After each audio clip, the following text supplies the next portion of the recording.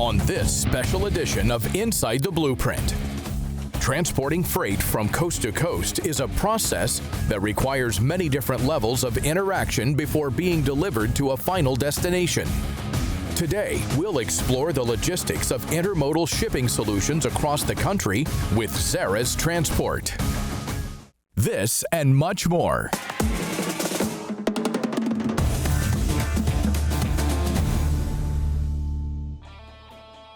Making sure that products are safely transported across the globe is a major concern for importers and exporters. Let's take a look at how one South Florida company is shedding new light on an efficient means of freight transport. My name is Yaakov Gazelgel. I'm the founder and CEO of Zariz Transport. I founded Zariz Transport in 2018 with the ultimate goal of becoming a national brand, a transportation company that specializes in hauling of containers that can service our customers at all ports around the country. We service enterprise level companies that are importing cargo everywhere. They currently use non-asset logistics companies that have the reach in those markets, but they don't have the trucks. What we wanted to do is consolidate those two, be that provider everywhere with the assets. We have the drivers, we have the equipment, we have everything it needs to accomplish that goal. Let's start with the basics of what intermodal drayage really is. Intermodal is when more than one mode of transportation is used to move freight from point A to point B. For example, intermodal drayage is when both a ship and a truck is used to move freight. There are several different types of containers that are utilized to move different types of freight.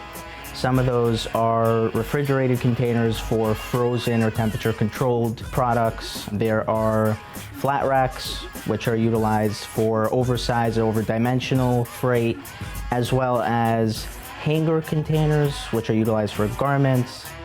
Depending on the commodity inside of a container, special licensing or permitting may be required either for the driver or the company that is transporting the container.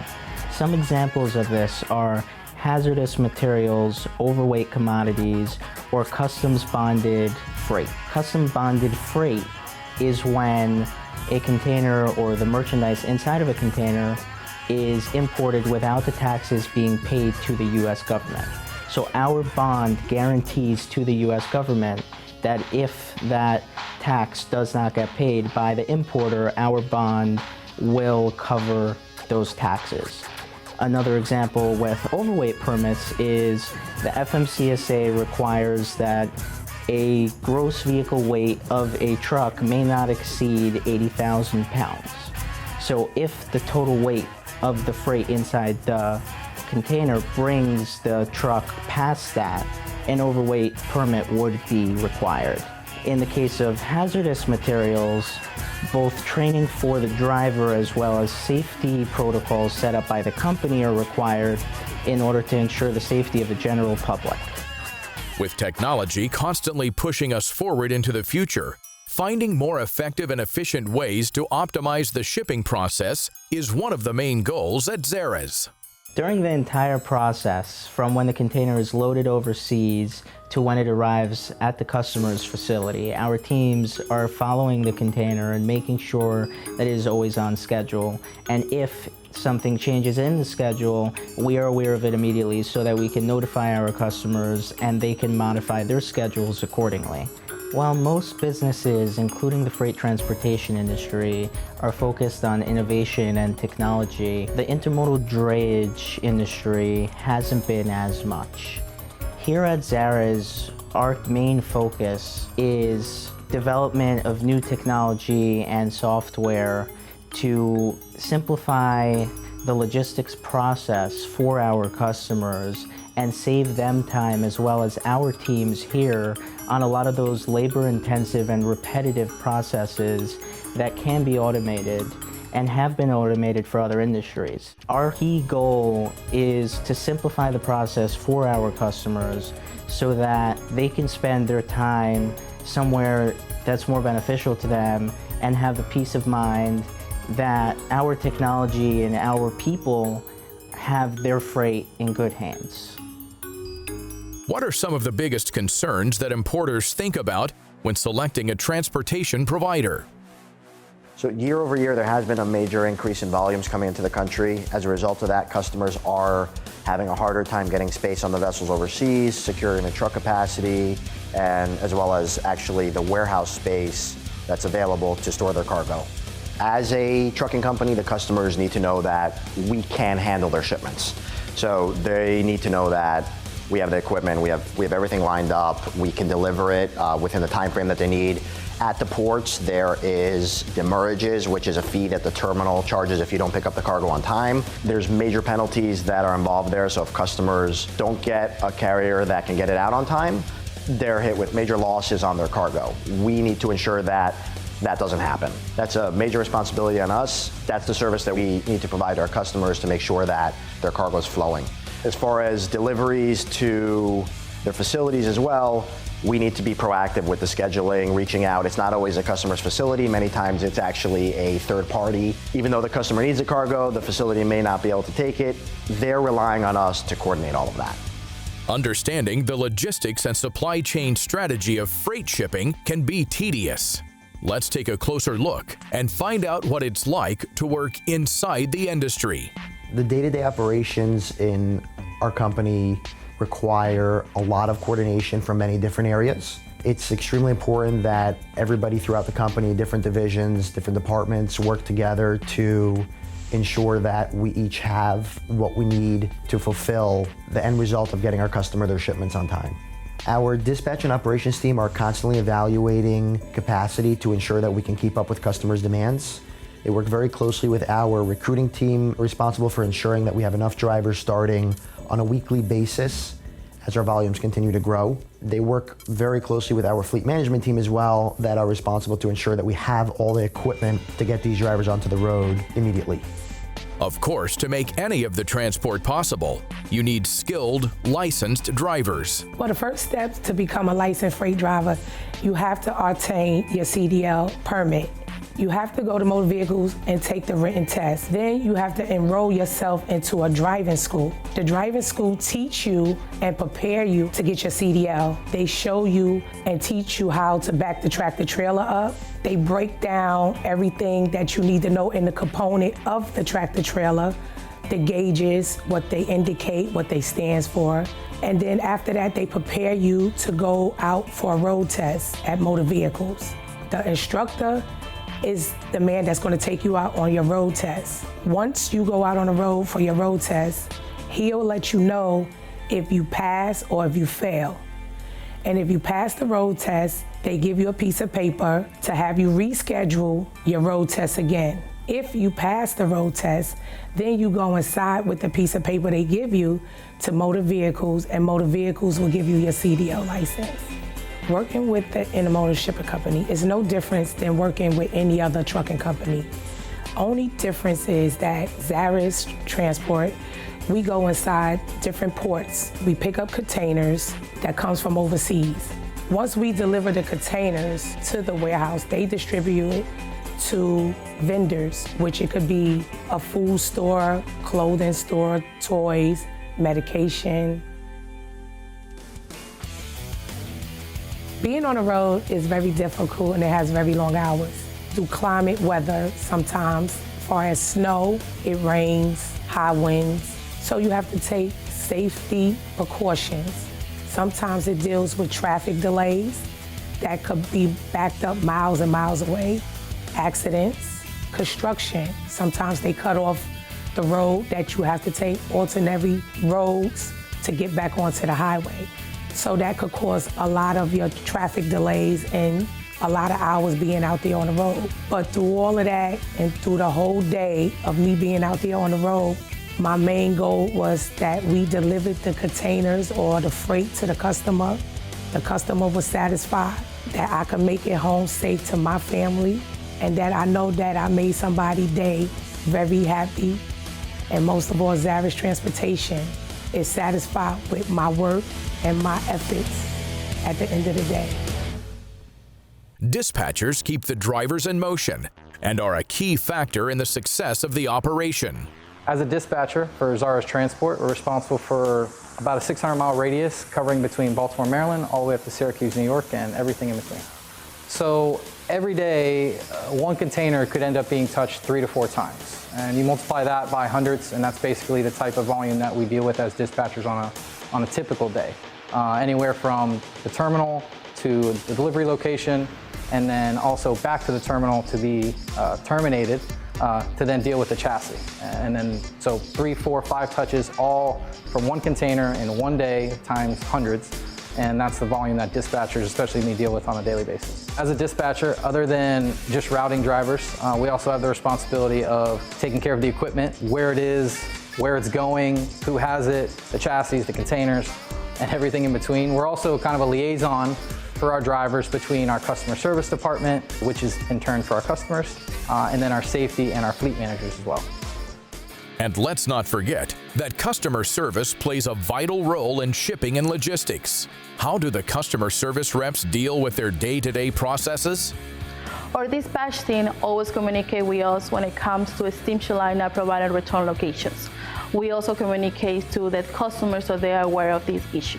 When it comes to the time the terminal doesn't provide appointments to return containers to their terminals, we also communicate with them. It's a possibility they open new slots or new appointments so we can also return these containers.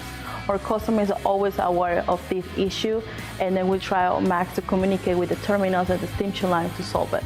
Other challenges that we go through our daily basis is port congestion. Dispatch team always communicates to us when it comes to congestion at the port due to max of drivers and containers that have to be picked up during the day. We communicate with the terminal in case that there's any way that we can make this process faster. Sometimes they're able to help us, but sometimes they just have a matter of wait at the terminal just so the mass of containers that have to be picked up on that day.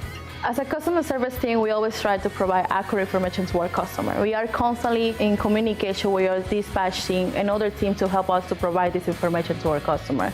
We have different ways to track their shipments. So in that way, we have constantly updates of what's going on with the deliveries or the pickups that we do at the ports. If there's any issue with the shipments when it comes to pickup at the port or any delay with the deliveries, we also have updates that we can forward to them so they can have the information accurate and constantly during the day. Describe what Zariz Transport is doing to ensure the safety of their drivers. I'm currently the Director of Compliance, Safety, and Fleet Maintenance for Zariz Transport. I handle all the federal compliance, all the safety for the drivers and all employees, and also handle all the equipment moves on a daily basis. Zariz as a carrier understands the importance of the federal regulations because we understand how important drivers are, and drivers are very important to us. But Zariz Transport, we respect the federal regulations because the drivers have an inherently dangerous job with large equipment, especially being out there on the road with the general public. So at Zariz, we take that very seriously. Quality of life at Zariz is important. Most of our executive team started as drivers, so we know what it feels like to be in the driver's seat. We take a lot of pride in understanding what a driver's daily life is, and we aim for the drivers to have quality home time. The drivers have paid time off and paid holidays as well. At Zariz, we take a lot of pride in our training programs, from onboarding to train the trainer, and also for pre and post-trip inspections is vitally important as well. We see a lot of value in it, and we like to set our drivers up for a successful day. Initially, our drivers get educated with specified trainings, including hours of service, hazmat handling, and pre and post-trip inspections. It's important on a daily basis for drivers to understand that they're supported, and we like to give resources to do that, of course, mostly with technology and just being available 24/7 whenever they need us. There are lots of factors to consider with any type of freight shipping. How are the shipping rates determined? Could there be additional fees involved? Let's ask the pros. Being that intermodal drayage companies heavily rely on rented equipment to move containers once they arrive at the ports, it's very important to ensure that when hiring a drayage company, they have their own equipment. Now, that can be the chassis, which is utilized to place the container on and move it from point A to point B. In the case of a refrigerated container, it can be the generator that powers the refrigerated container while in transit. Another big thing to focus on when looking for a drayage company is what kind of operation do they have when it comes to their drivers.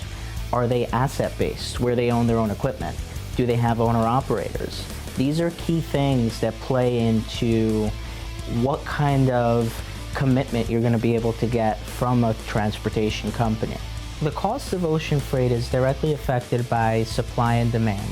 Intermodal drayage isn't affected as much by supply and demand as much as it is by capacity. The pricing structure for an intermodal drayage move or shipment is based off of a line haul price, and then there are accessorial charges. An example of an accessorial would be chassis. Chassis are considered an accessorial since we have a set daily rate, but we don't know how many days we will bill for. Another example is yard storage, which again will also be billed at a daily rate. Another example of an accessorial would be a hazmat charge or an overweight charge, which is strictly reliant on if the commodity meets a specific criteria. What time of year is normally the peak shipping season, and how can customers prepare for it? In shipping in general, it's a very busy business. There's always very, very high volume. When peak season does come around, such as holidays, you've got an increase on top of the regular volumes of alcohol and food. Then you got back to school season, you've got school supplies. These are additions to what customers already have coming in for regular day-to-day commodities that they move. So it definitely adds a lot, especially during peak seasons. The customers need to really plan extra and be super proactive with making arrangements for both the overseas portion or the inland rails, as well as the trucking portion as well, to make sure that we can keep up with the increased volume. For companies that are new to importing or shipping domestically, they're often not considering the transportation piece because they specialize in creating their product, selling their product. What you need to do is be extremely proactive because the transportation part is getting it to the shelf, getting it to the end consumer. So pre-plan, make sure that you're reaching out to a transportation company. They need to secure the capacity to ensure that they can accomplish that end result of getting the cargo out there. Over the past few years, we've seen an increase in intermodal transport. Why do you think that is? When a customer's shipping a product across country, it's definitely a lot cheaper to ship via rail, which is intermodal. It's cost effective. It may take a bit more time. It's extremely important for the customer to plan for that, but from a cost perspective, there's a lot of savings long-term for customers. So if your business is in need of an efficient way to manage your shipping and supply chain needs, let Zariz Transport be your one-stop solution. When you start to plan your product, it's extremely important to at that point already start thinking about the transportation. Go out, find an asset-based trucking company that can service you in all the markets that you're going to be selling your product in. It's extremely important for them to be able to get it there timely for you. So be mindful of who you select and their ability to deliver it for you within the time frame that you're going to need to get the product to the end consumer. For more information about Zariz Transport, visit their website at zariztransport.com. And of course, visit our website at insidetheblueprint.com.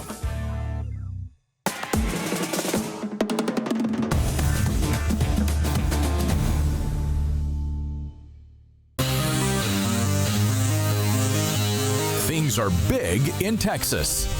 Located 30 minutes north of downtown Dallas, one high-tech company remains true to those values. TMGcore. This head-turning 150,000 square foot facility provides big solutions and big value to both American and global enterprises. Here at TMGcore's state-of-the-art facility in Plano, Texas, we have the best in innovation. Our immersion labs, our large space, our 110 megawatt capability is where we bring our customers and our partners in every day to innovate the best-in-class technologies that exist today. And while big is part of this state's legacy, so too is the impression that TMGcore has made with its revolutionary suite of data center platforms. Known as Auto, high-density data centers designed with innovative two-phase liquid immersion cooling technology, these cutting-edge platforms feature vastly smaller footprints, increased compute densities, providing capabilities that stretch way beyond the threshold of traditional, less efficient air-cooled deployments. We're able to outperform today's air-cooled technologies by utilizing liquid. Liquid is exponentially better at transferring heat from one object to another. So if you combine that with our automation, our robotics, and the Hydroblade form factor, it enables efficiencies and densities that are simply unmatched by today's air-cooled technology. Auto provides lower operating and maintenance costs, including far less energy requirements. The bottom line, bigger savings, bigger, better performance, deployed by liquid immersion two-phased infrastructure with unprecedented densities to the enterprise and beyond. With TMGcore's two-phase immersion technology, we're not as reliant on cooling. It allows us to optimize and pick the best location in a community where we can offer a high-performing, low-cost solution in an optimum location.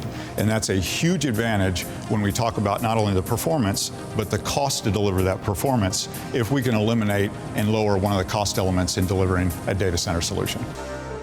Boasting full, high-performance compute data centers in nearly every location up to 140 degrees Fahrenheit, in spaces as small as 25 square feet, Auto is the kind of market-leading performance TMGcore is excited to share. There are numerous value propositions to an Auto deployment.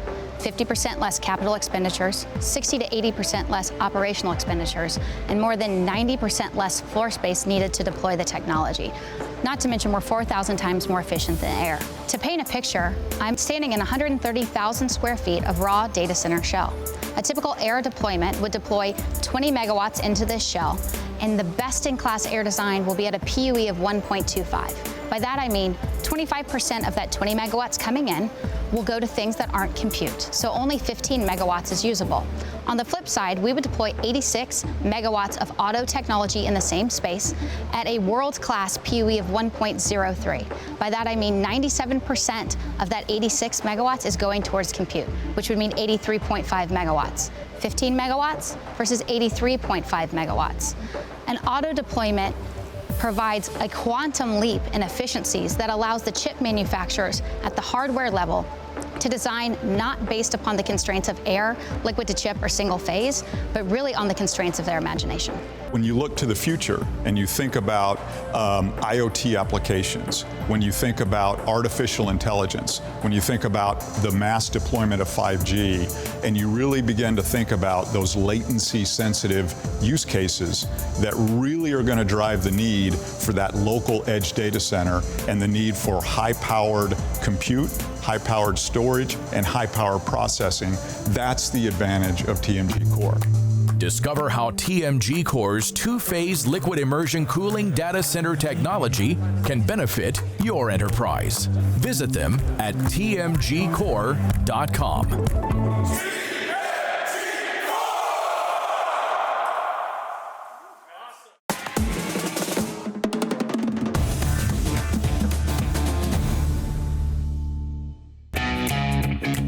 The electrical construction industry is constantly evolving. That's why, more than ever, it's paramount to have the most highly trained and reliable workforce in the electrical construction industry. With the new technologies that are coming out, we're getting into security, where you got motion and wireless and video feedback. We do 5G wiring. Every 5 years, opportunities out there for electrical contracting keeps continuing to change because of trying to keep up with technology. The National Electric Contractors Association, or NECA for short, has been setting the standard for traditional and integrated electrical systems since the turn of the 20th century. What NECA offers to the electrical construction industry is education. It's leadership. It's the labor relations with field forces, working with the International Brotherhood of Electrical Workers. It's advocacy on Capitol Hill. It's the latest development of technology through our research. NECA is made up of 118 individual chapters across the country, and in these chapters there's over 4,000 member contractors that are in this. They operate independently, but they're under the whole umbrella as NECA National. The majority of NECA contractors are small businesses, and some have been in the same family for multiple generations. Personally got into the electrical contractors business after I got out of college, joined the company. It is a family-owned business. Will be 100 years old, and it started in 1922. We became a member of NECA in 1923. The industry that we serve is for anyone, no matter where you're at, the ethnic background, educational background. There is a place for you in this industry. You can find NECA contractors all over. NECA has contractors that do work from a small residential all the way up to power plants, to water treatment plants, sewer treatment plants, highway work, power line work, and even 5G infrastructure throughout the country. New technology makes our contractors be more efficient, safer, and competitive. But technological advances are not the only thing that NECA is constantly investing in. We have educational platforms at all levels in our industry, starting at entry-level electrical worker to line worker, every aspect. We have joint training programs between ourselves and the IBEW that can take a person who doesn't know anything about the electrical industry and give them a wonderful career with an educational background that will help them be successful for their family. And then you move into the management ranks, and our contractors across America provide educational platforms. If a person wants to come and have a career, the cost of their career is almost zero. With several programs and events, NECA strives for innovation in many different ways. So let's talk about the pillars of innovation, the pillars of people, which I think is the most important aspect of any organization, is that when you are taking the time to understand and invest in your people, that is critical to all that we do. And then from there, it leads into a culture that exists. And when you talk about the culture, an engaging culture, that engaging culture says that we're not just sitting around at our desk, we're getting out, getting in the people and making sure we understand what our membership wants. And the awareness aspect of it is that we've got to be aware of our environment. From an innovation perspective, if you're aware of an environment, this allows you to be adaptable. This allows you to change when you need to change. And from a diversity, equity, inclusion, and belonging perspective, these pillars fit right into, because it shows that you care about what's going on. You're responding to those different things and elements in our society. We here at NECA create the best people in all aspects of the industry. From leaders through our education and innovation programs to workers through our comprehensive training program. For more information about how NECA is innovating the electrical industry, visit NECAnet.org. And of course, you can find us at InsideTheBlueprint.com. Thanks for watching Inside the Blueprint. For more information on any of the products you saw today, or to find out how to become part of the show, please visit InsideTheBlueprint.com.